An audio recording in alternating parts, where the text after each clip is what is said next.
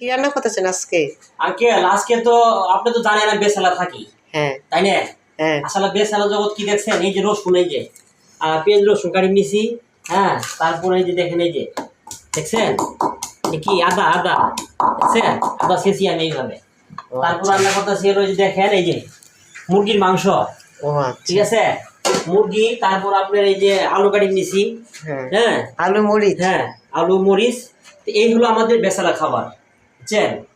আজকে পাকামু কয়টা ভরি, 3 দিন খামু, একটা খামু 3 দিন। 3 দিন? 3 দিন খাইছেন কখনো? না হ্যাঁ, না। এটা হলো বেসালা জীবন। প্রবাসী থাকি তো, হ্যাঁ প্রবাসী জীবনটা খুবই কষ্টকর। আঙ্কেল আপনি তো আসলে ছোট মানুষ, কি বলবো আর, হ্যাঁ বড় হন, বিয়ে শাদী করবেন, সংসার জন হবো, নিজের পায়ে দাঁড়াবেন, ওই সময় বুঝবেন টাকা ইনকাম করা কত কষ্ট, রান্না বান্নি করা যে কত কষ্ট। আসলে রান্না তো সবাই করতে পারে না, হ্যাঁ ঠিক আছে?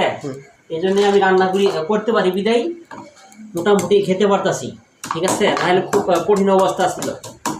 ঠিক আছে আঙ্কেল, আজকে আপনি দাওয়াত দেন, হ্যাঁ আচ্ছা নাকি? হ্যাঁ ঠিক আছে, আজকে দুপুর আইসেন, হ্যাঁ। আচ্ছা, আসসালামু আলাইকুম। ওয়ালাইকুম আসসালাম।